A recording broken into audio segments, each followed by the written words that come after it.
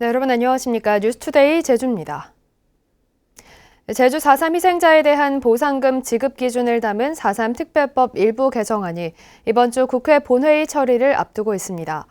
제주도의회에서는 예산결산특별위원회가 내년도 본예산 심사에 돌입합니다. 주간 이슈 홍수연 기자입니다. 국회 행정안전위원회 전체 회의를 통과한 제주 4.3 특별법 일부 개정안. 오는 8일 국회 법제사법위원회를 거쳐 9일에는 국회 본회의에 상정될 예정입니다. 행안위에서 의결된 개정안은 더불어민주당 오형훈 의원과 국민의힘 이명수 의원이 각각 발의한 개정안 2건을 병합한 대안으로 위자료 등 지원에 관한 의미를 보상금으로 정의했습니다. 희생자 1인당 9천만 원 균등 지급을 제시해 개정안이 본회의를 통과하면 내년부터 희생자에게 보상금 지급이 시작됩니다. 제주도의회 예산결산특별위원회는 새해 본예산 심사에 돌입합니다. 2022년도 제주도 예산안은 올해보다 9.7% 늘어난 6조 3,900억 원 규모이며 제주도 교육청 예산은 16.7% 증액된 1조 3,600억 원입니다. 예결위는 오늘부터 사흘 동안 종합심사에 착수하고 오는 14일까지 개수 조정을 마무리할 계획인데 코로나19로 어려워진 지역 경제를 고려해 세입 예산 증액을 집중 검토할 예정입니다. 2022년도 본 예산안은 오는 15일 본회의에서 최종 확정됩니다. 제주 첫 국립묘지가 오는 8일 문을 엽니다. 제주시 충원묘지 16,000제곱미터를 포함해 27만여 제곱미터 부지에 조성된 제주 호국원은 봉안묘 5,000기와 봉안당 5,000기 등 1만 기를 안정할 수 있는 규모로 공식 개원에 앞서 언론에 공개됩니다. MBC 뉴스 홍수현입니다. 제주 지역에서는 어제 오후 5시까지 코로나19 확진자 38명이 발생했습니다. 이 가운데 27명은 도내 확진자의 접촉자, 6명은 타 지역 방문과 입도객, 2명은 타 지역 확진자의 접촉자였고 3명은 감염 경로를 조사 중입니다. 제주시 초등학교 집단 감염 사례는 7명이 추가돼 40명으로 늘었습니다. 한편 입원 환자 중 위중증 환자는 3명이며 인구 대비 예방접종 완료율은 79.4%입니다. 제주 지역에서 오늘부터 사적 모임 인원이 8명으로 제한되고 방역 패스 적용 시설이 확대됩니다. 이에 따라 식당과 카페, 학원과 영화관, PC방과 독서실, 도서관과 박물관, 미술관 등에서도 백신을 접종했거나 48시간 이내에 음성 판정을 받았다는 증명서를 제시해야 합니다. 방역 패스는 오는 12일까지 계도 기간을 갖고 청소년은 내년 2월부터 적용하며 식당과 카페는 미접종자 1명까지만 예외가 인정됩니다. 제주 동물 테마파크 사업 찬성을 대가로 금품을 주고받은 혐의로 기소된 사업자 대표와 마을 전 이장 등에 대한 재판이 시작됐는데요. 이들은 부정한 청탁은 없었다며 혐의를 모두 부인했습니다. 김항섭 기자가 보도합니다. 조천읍 서늘이리 전 이장 정모 씨와 동물 테마파크 서경선 대표, 이사 서모 씨가 함께 법원에 출석했습니다. 정 전 이장은 지난 2019년 5월부터 3차례에 걸쳐 동물 테마파크 사업 추진에 유리하게 편의를 봐달라는 청탁과 함께 이사 서모 씨로부터 1,800만 원을 받은 혐의를 받고 있습니다. 정 전 이장은 받은 돈을 아들 명의 계좌에 거쳐받는 등 돈을 숨기려 한 혐의도 받고 있는데 마을 주민들로부터 소송을 당하자 사업자에게 변호사 선임료 950만 원을 대신 내게 한 혐의도 받고 있습니다. 이사 서 씨는 정 전 이장에게 여러 차례 돈을 건넨 혐의로 사업자 대표 서경선 씨는 이를 지시한 혐의로 법정에 섰습니다. 하지만 이들은 혐의를 전면 부인했습니다. 사업자 측 변호인은 정 전 이장이 경제적으로 어려움을 겪고 있어 돈을 빌려줬을 뿐 청탁을 한 적이 없고 변호사비 대납은 상생협약 차원에서 제공했을 뿐이라고 주장했습니다. 재판부가 다음 달 2차 공판에서 정 전 이장에 대한 증인 신문과 피고인 신문을 진행하기로 하며 첫 공판이 끝나자 서경선 대표는 기자들에게 아무런 답변도 하지 않고 서둘러 법원을 떠났습니다. 재판 관련해서 하실 말씀 있으신가요? 한편 첫 공판이 시작되기 전 법원 앞에는 동물 테마파크 반대 주민들이 모여 사업자에게 엄벌을 촉구했습니다. 시대착오적인 동물원 사업 추진을 위해 전 이장을 금품으로 매수하고 법률 비용까지 대납하는 등 조직적 불법으로 마을을 쑥대밭으로 만들었다.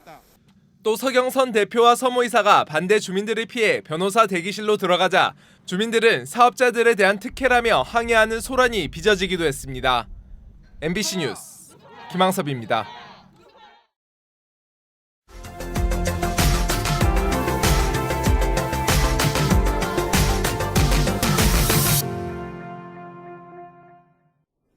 농업 인구와 농지는 해가 다르게 감소하고 국민의 먹거리를 책임지는 농민들의 팍팍한 삶은 예나 지금이나 그대로입니다. 이런 농업과 농촌의 위기의 해법을 찾아보자는 농산어촌 개벽 대행진이 경남 창원과 진주를 비롯해 전국을 순회하며 진행되고 있습니다. 이준석 기자가 보도합니다. 우리나라 농업 인구는 전체 국민의 4.5%인 231만 명. 5년 전보다 10%, 20년 전보다는 42.6%나 줄었습니다. 남은 농민의 42%는 65살 이상의 고령자입니다. 먹거리를 생산하고 홍수를 예방하고 탄소를 흡수하는 농지는 온갖 개발로 10년 새 9.9%나 사라졌습니다. 우리나라 곡물 자급률은 21%, 곡물의 80%를 수입하는데 요소수처럼 수입난이 생기면 식량 대란은 불을 보듯 뻔합니다. IMF 때 빼앗긴 종자 주권도 여전히 심각합니다. 어느 나라 거예요, 그럼? 청양고추가? 청양고추가 아마 몬산토로 갔는데 몬산토가 그 일부 종자를 이쪽으로 돌려주면서 청량은 안 돌려줬습니다. 국가적 위기를 초래할 수 있는 농업과 농촌 위기 해법을 전국을 돌며 농민과 시민을 만나 모색하자는 운동이 시작됐습니다. 국민 총행복과 농산어촌 개벽 대행진이 그것입니다. 우리 전 국민의 문제고 우리 국토의 문제고 우리가 살아가는 삶의 방식에 관한 아주 총체적인 문제라는 걸 사람들이 너무 몰라요. 도올 김용옥 선생이 앞장선 대행진 추진위는 기후위기, 식량위기, 불균형 성장 해법은 농업과 농촌에 있다며 의료 교육 등의 서비스와 공익적 직접 지불 확대, 주민수당 지급 등을 해법으로 제시합니다. 새로 돈을 만들 필요가 없어요. 왜냐하면 지금 잘못 사용되어 있는 생산 보조금 그리고 지역개발 보조금 이것만 정리하면 충분히 예산을 만들 수가 있습니다. 지난 10월 전남 해남에서 시작한 농산어촌 개벽 대행진은 창원과 진주를 거쳐 다음 달 서울까지 이어집니다. 농촌이 이번 대선에서도 가장 중요한 키 이슈가 되어야만 합니다. 그렇지 않으면 우리나라가 희망 없어요. MBC 뉴스 이준석입니다. 외국산이 주도하는 키위 시장에 국산 키위가 도전장을 내밀고 있습니다.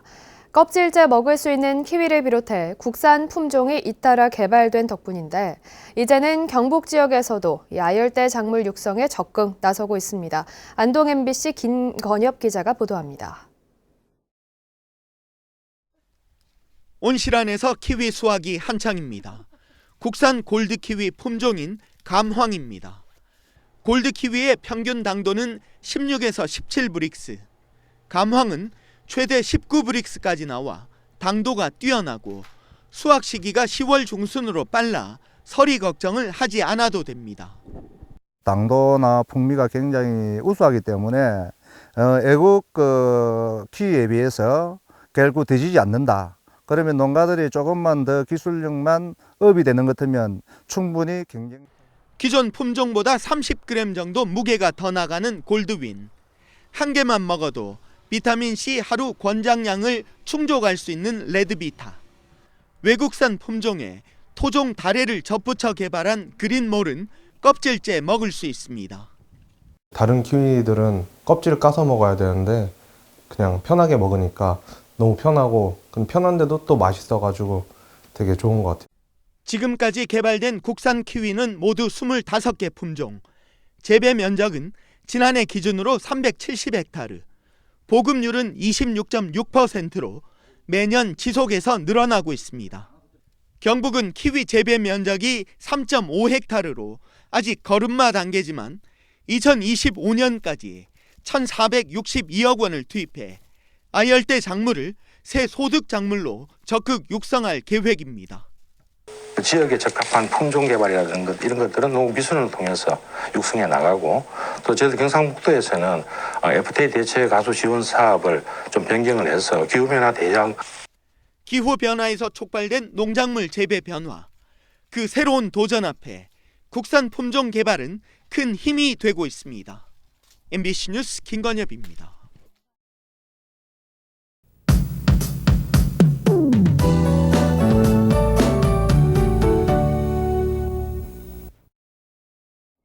쾌청하고 온화했던 휴일에 이어 오늘도 큰 추위 없겠습니다.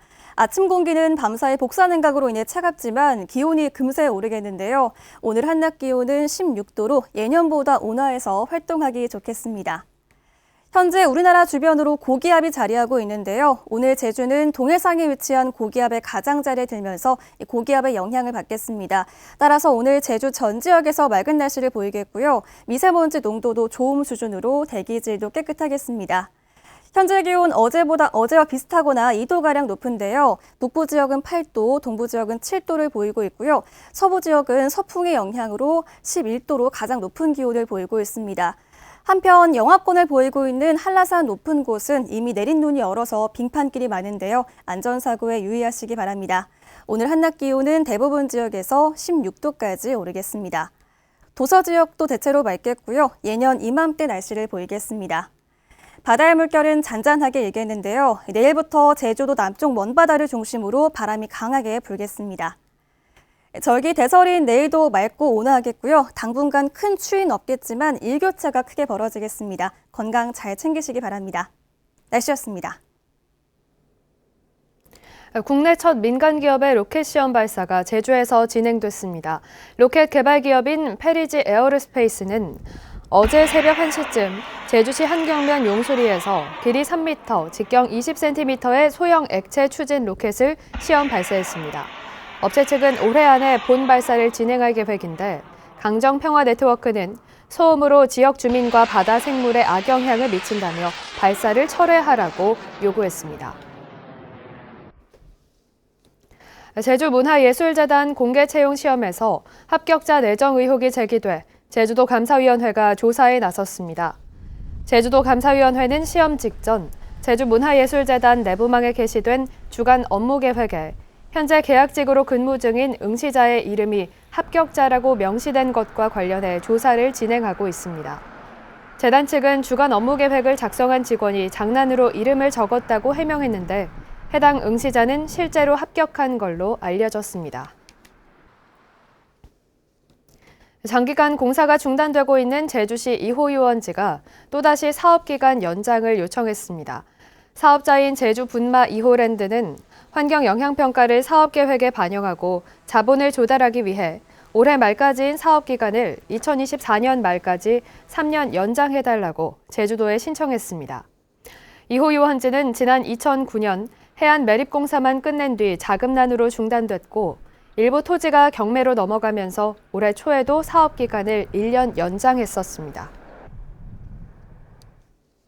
오늘부터 충남산 가금육과 생산물의 반입이 금지됩니다. 제주도는 충남 천안의 산란계 농장에서 고병원성 조류 인플루엔자가 발생함에 따라 반입 금지를 결정했다고 밝혔습니다. 이에 따라 가금산물 반입 금지 지역은 충남북과 전남으로 확대됐고 다른 지역도 사전에 신고하고 공항과 항만에서 확인 절차를 거쳐야 합니다. 제주 제2공항 저지 비상도민회의는 논평을 통해 도민사회를 기만한 제2공항 예산 통과를 규탄한다고 밝혔습니다. 이들은 국토교통부가 전략환경영향평가 보안 용역 업체에도 선정하지 못해 내년 예산을 사용할 수 없는데도 425억 원을 배정한 것은 명백한 국고 낭비라며 차기 정부의 부담을 덜기 위해서라도 제2공항은 백지화돼야 한다고 주장했습니다. 제주도가 올해 하반기 특별교부세 67억 원은 행정안전부로부터 확보했습니다. 특별교부세는 삼양과 신촌 간 도로 개설과 서귀포 시민문화체육복합센터 건립, 제주시 제설전진기지 시설 확충과 한라산 둘레길 재난경보 시스템 설치 등 지역 현안과 재난안전 사업에 쓰이게 됩니다. 올해 제주도가 확보한 교부세는 110억 원으로 지난해보다 90% 늘었습니다. 뉴스를 마칩니다. 고맙습니다.